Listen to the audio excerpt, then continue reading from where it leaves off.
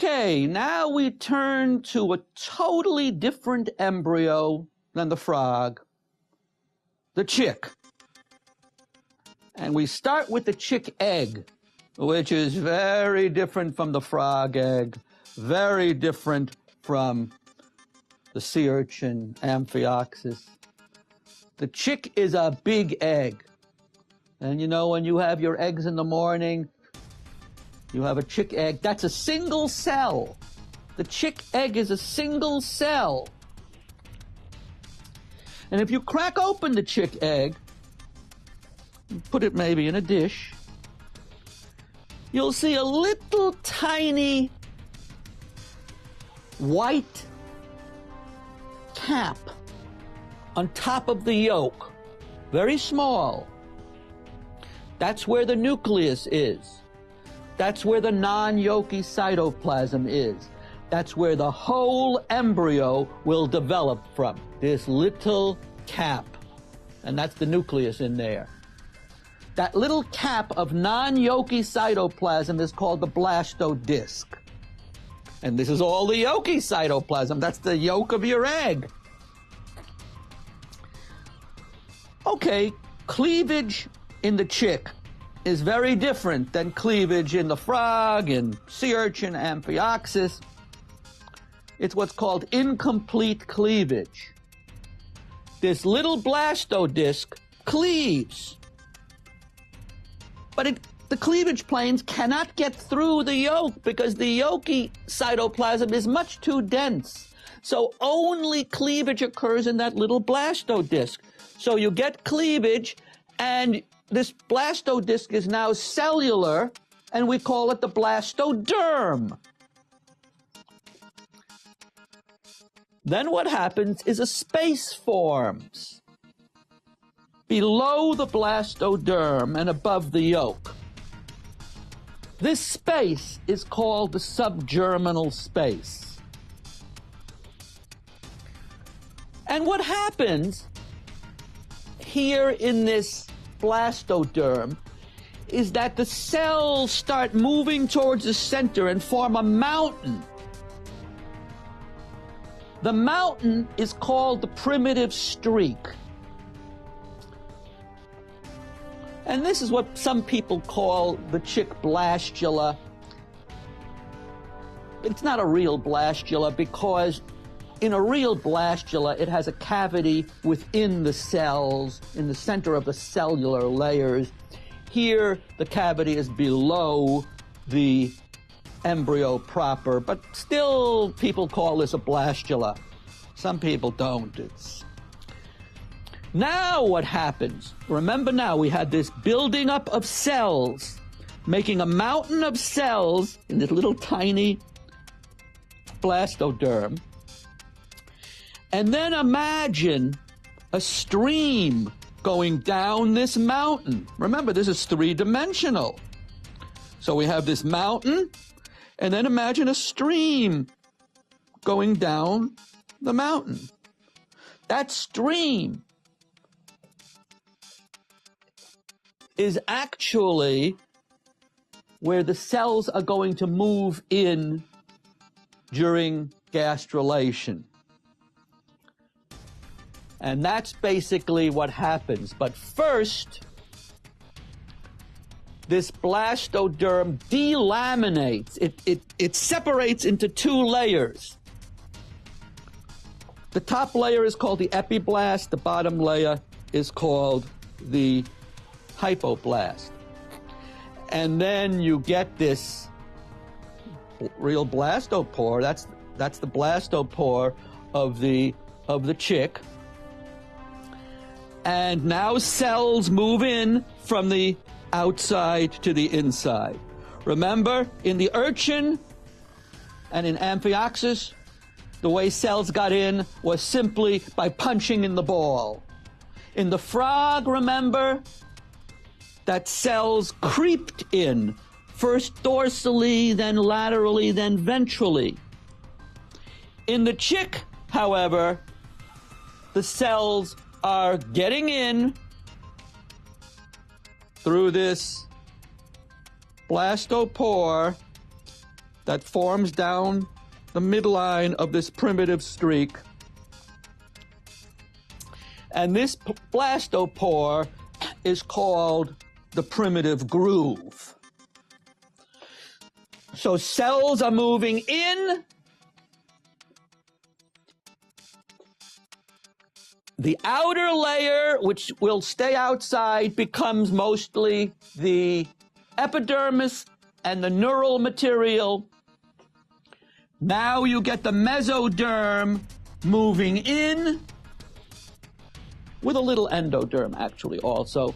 And then this lower layer, the hypoblast, becomes mostly endoderm.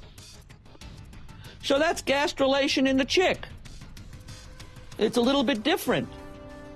You can't even do anything with the yolk, it's so dense. So everything occurs in that little blastoderm, which will get bigger. It'll get bigger, all right. Okay, so now what happens to the chick embryo? The chick embryo has to become a three-dimensional structure, which begins to look like a chick.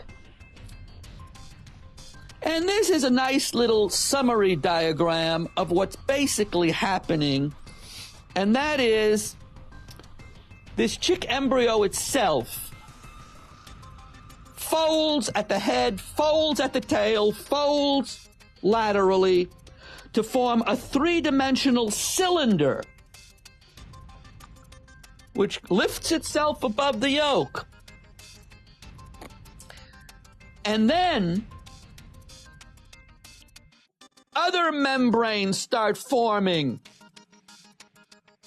Some membranes form at the head area, membranes form at the tail area that cover this chick embryo in what's like a double-layered helmet.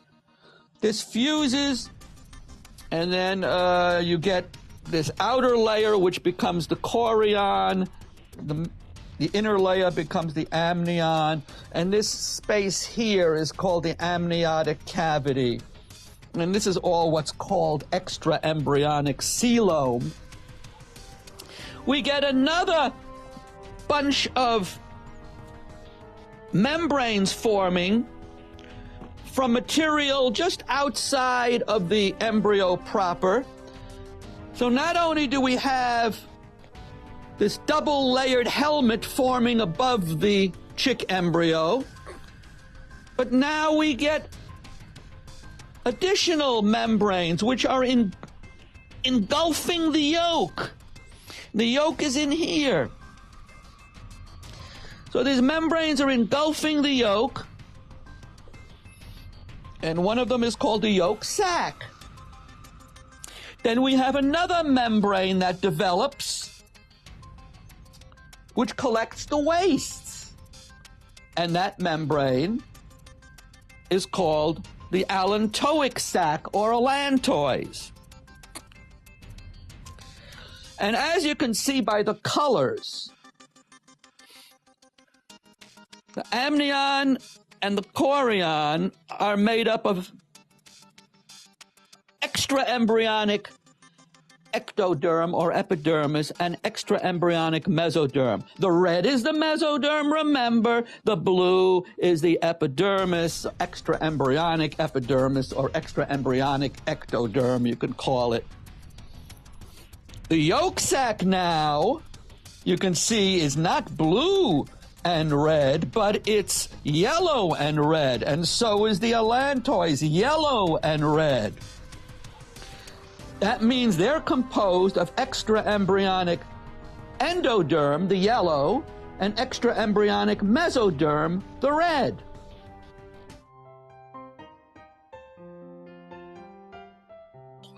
Okay, so we have our chick embryo that has lifted itself above the yolk.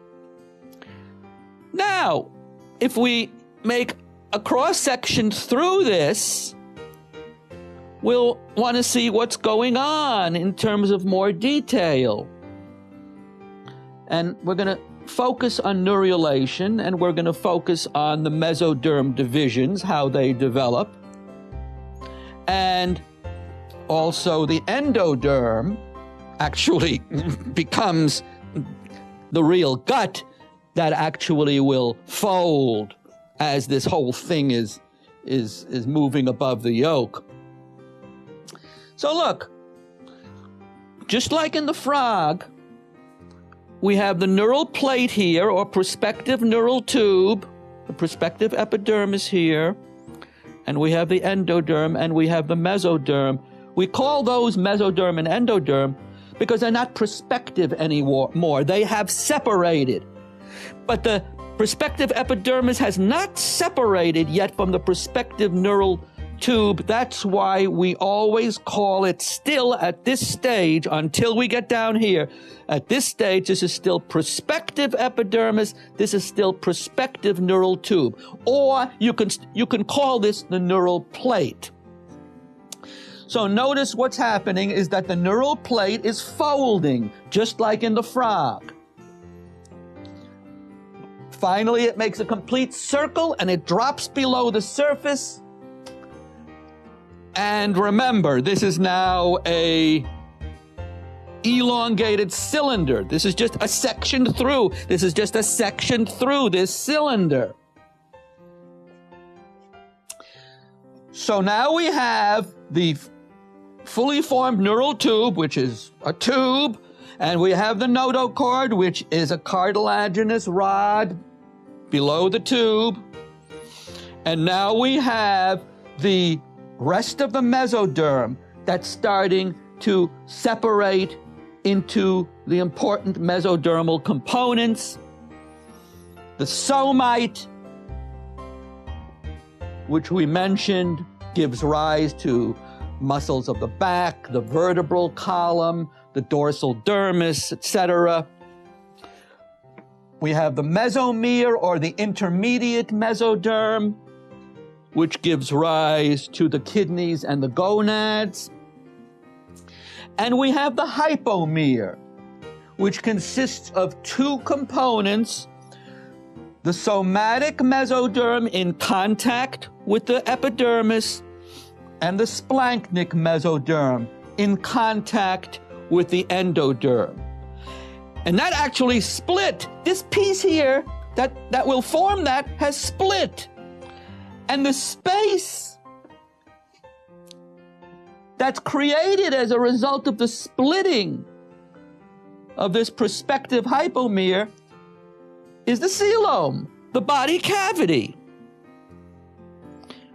So, we mentioned, just like in the frog, we get all sorts of structures we know of that are developing from the different components of the hypomere. The heart from the splanchnic mesoderm, limb buds, etc., from the somatic mesoderm.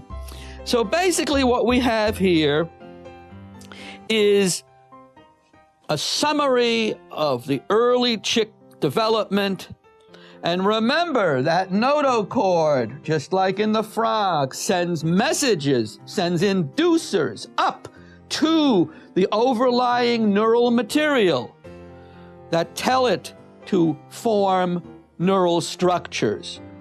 And these are inducers that have been partially characterized.